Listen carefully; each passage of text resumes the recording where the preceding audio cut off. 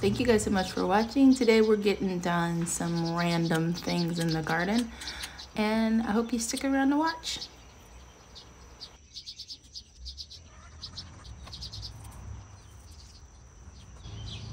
This perfume breeze rose is out of control again. I keep having to pin new branches back. It's absolutely gorgeous, but it is out of control.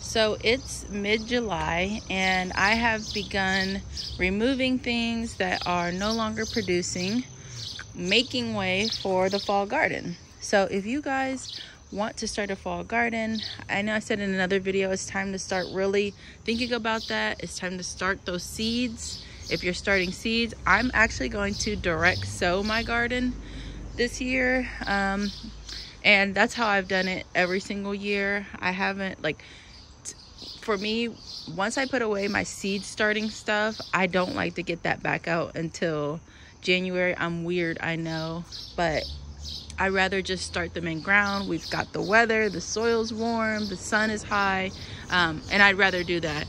Now, when you're starting those cold season seeds, it can be a little difficult, and this is why people start them in containers, because sometimes in some areas it is still way too hot for those cold seedlings. So just be aware of that. So if you need to start some seeds, you can start them indoors where it's a little bit cooler.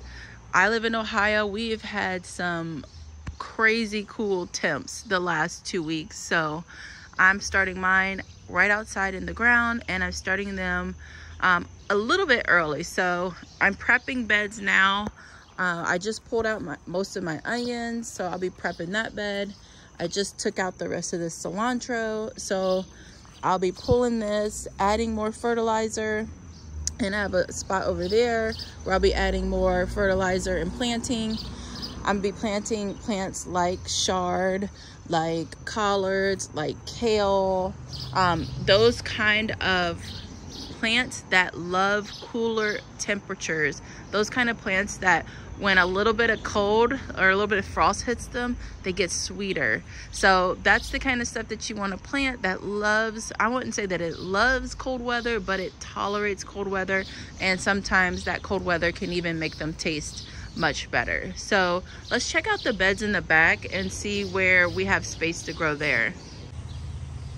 So this large bed here, this bed is 3 by 6, and I pulled out the garlic earlier from here, and now this space has just been sitting waiting for its next planting. So I will do some fall planting here. I do have to save one of, it's either this one, probably that one that I'll save for garlic this fall, and then this bed we will use for our fall plantings. But this nasturtium mountain here has to be pushed forward so that I'm able to get in here and really do some planting, because the nasturtium at this point in the season, it's taken over. Like it is growing all over the place.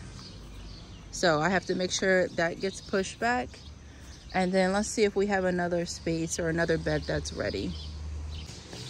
Oh, before we go, let me show you guys this long bean. I planted long beans on this trellis here. Look at this, dude. It looks like a snake. I need to pull it because it's getting way too big. Actually, I'll take it now. See, look at this. This is like a necklace. Like, that's how long this long bean is. Okay, now we can go ahead and move on.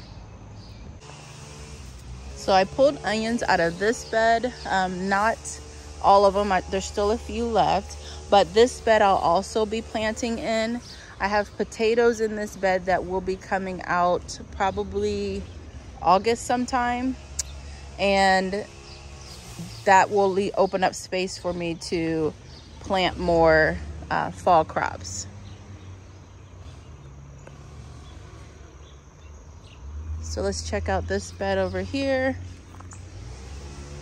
This bed also has potatoes, which will open up space for more crops. And when you're switching out crops, you want to make sure that you go back in to fertilize your beds, that you add more soil if needed, and then you add more compost or granular fertilizer, whatever your fertilizers of choice are. I suggest mixing a couple of fertilizers. So maybe using worm compost and using like a cow manure or a chicken manure and a granular fertilizer, but mix up your fertilizers for an even better feed for your plants.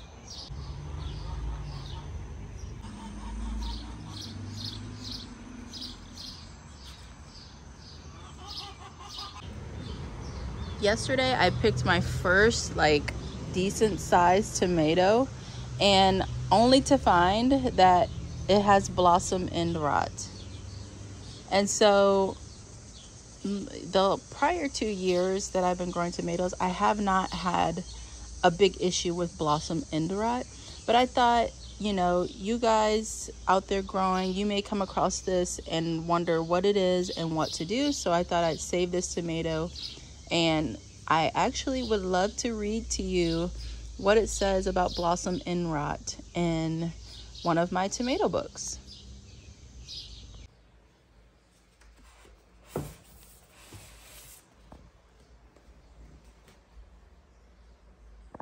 So whenever I encounter a tomato problem or a disease potential problem on any plant or anything in my garden, I go back to my books. So I have lots and lots of garden books that I actually won in an auction. I got probably like 70 books, garden books, in an auction for $1. So I have all of these books to refer to whenever I'm having trouble with any of my plants, and that's what I do. So I noticed the blossom end rot, and now that I have this book, Epic Tomatoes, now this one I actually ordered. Where did I order this? Amazon or something like that. But if I have a specific book, you know, on a plant, I go to that book. So this book lays out what blossom end rot is and how to treat it. So I would love to read that to you guys. So this page is talking about fruit damage. Developing fruit early in the season have blossom ends that are dark, almost waterlogged looking, and quickly turn a greasy, leathery, dark, blackish brown. So this talks about the variety of plants that typically see blossom end rot, Roma paste varieties, and some of the longer indeterminate sauce types like Opauca and speckled Roman. Adverse growing conditions can make it problematic for many other varieties as well. Blossom end rot, or BER, burr. Causes: environmental conditions that affect the supply of water and calcium in the developing fruits, such as suddenly exposing rapidly growing plants to a period of drought, cultivation that damages roots, heavy, wet, cold soil, excess soluble salt in the soil.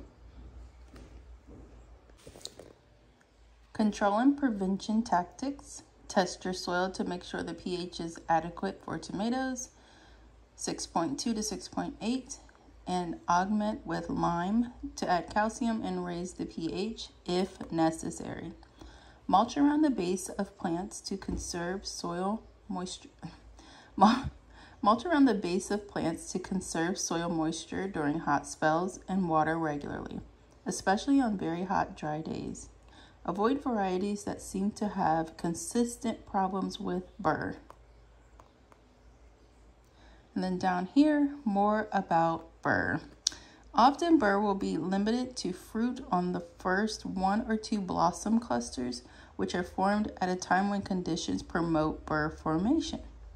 These fruits can simply be plucked and composted. Burr can also occur at the center of the tomato.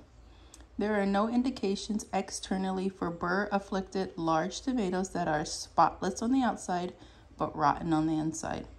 It is in cutting a lovely, ripe, eagerly anticipated tomato that the dark, rotten tomato heart is then revealed. Tomatoes with the affliction are fine for seed saving and will not pass on the problem to the subsequent generations. Good to know. So there you have it, blossom end rot. You got all your details there. If you guys need to rewatch that, definitely do it. And I'll link to where you can get this book of your own. I got it from Amazon, so it's super easy to look up if you want, but I'll have a link there for you as well. So this is what I store my seeds in. These are photo storage bins, and I have 2. And you can find these, I think I bought these maybe $10 to $15 each. And you can find them on clearance all the time. So I have like mine labeled, and I think this was actually my first bin, and then I still had too many seeds, so I had to grab a second bin. So here it is. This is where I store my seeds, but I actually pulled out the seeds that I want to start, so we'll go look at those.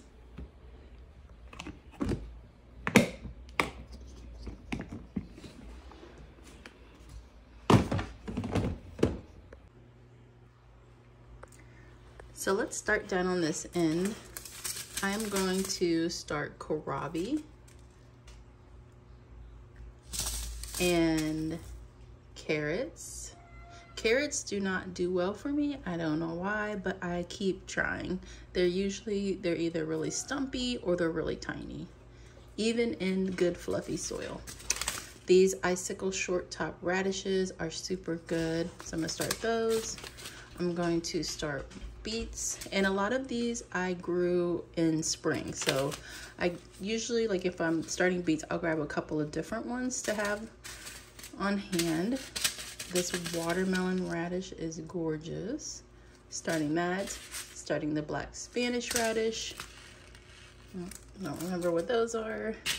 Cilantro, of course. Now I just harvested cilantro seeds from those plants that I just pulled out. So I've got this bag here that's super full, and then I have this bag here of coriander or cilantro seeds. I'm not sure if I'm gonna use all of these as coriander or if I will grow from these. I'm not quite sure just yet, but I do have cilantro seeds here. I also have rainbow blend chard that I'm going to sow more of. And then we've got some kale here. Let me see what kind. Dazzling blue. Kale does really good in the winter, like the cooler temps. If you want something to overwinter, it's probably going to be kale. Red Russian kale, which I love this one. It's so good. More carrots. A tatsui mustard green, lettuce, chard, and arugula. I love arugula. Now I will grow a little bit of all of these most likely, and that's probably going to be all that I grow this fall. Just the leafy greens, the carrots, the things that are super tolerant of cold temps. So let me show you what I got from a new to me seed company for next year's growing season. So I placed the order with Victory Seed Company, and I found out about them through listening to the Vego Garden podcast, and they were talking about dwarf tomato seeds and how they are trying to create and stabilize more dwarf plants for our production, for home production. So I went on the website, and because I'm all about growing things in a smaller compact size, just so I can fit more into my space. So I went onto their website, and they have so many of the dwarf variety of tomatoes. And what I was looking for is a small compact plant that produces a good sized tomato. So I don't just want a small plant that produces a cherry sized tomato. I wanted something a little bit more substantial. So that's what I tried to pick, even though I did pick some that have a smaller cherry, but I still wanted to have a plant that is smaller but can give me, you know, a good sized tomato. So here is what I got. Now, mind you, they have like, I think there's like over 100 different varieties to choose from, and their prices are not awful either. So definitely check out Victory Seeds. The first one that I got is called Tomato Sleeping Lady.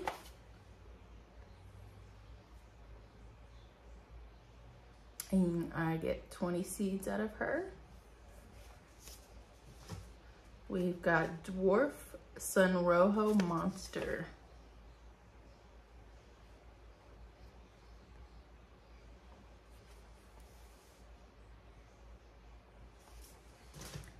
And then we've got Tomato Gondwana Moon. I hope I'm saying that right.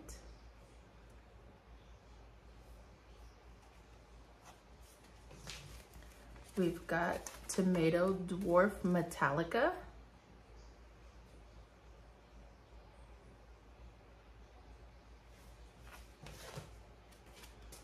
Olympic, oh, well, that's not a tomato. We'll look at that one in a second.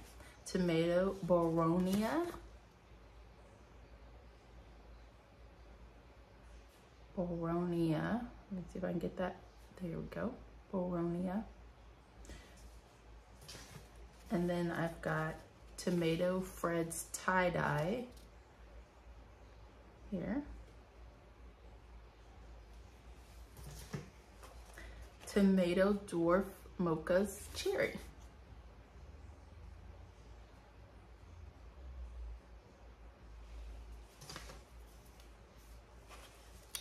We've got Tomato Dwarf Awesome.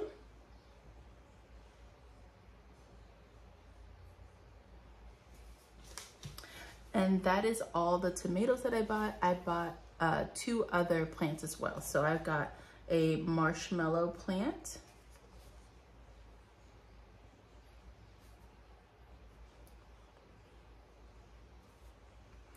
And then I got Olympic Mullen, which is here.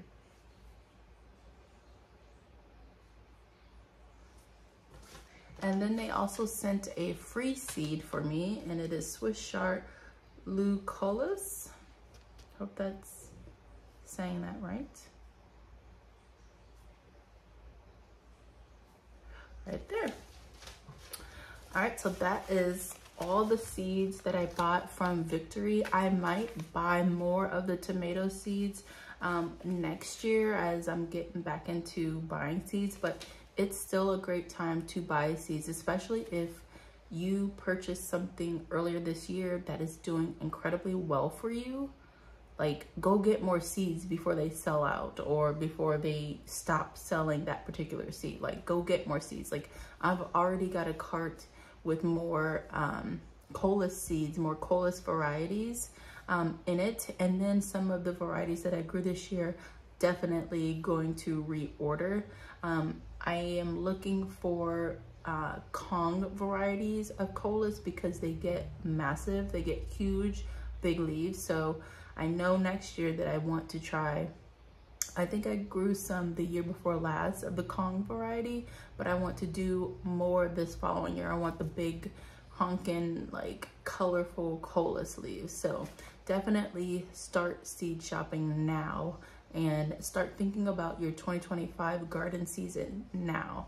And that way, when you're on these seed sites, you have a list going, you know what you're looking for, and you grab those things before you start grabbing all the random hybrids and craziness that we all tend to grab when we are growing seeds and buying seeds. Anyways, let me know if you guys have any questions about this video. Thank you so much for watching. It's a little bit all over the place, but that's what we do here. We do all over the place kinds of videos. Anyways, thank you guys so much. I'll see you in the next video.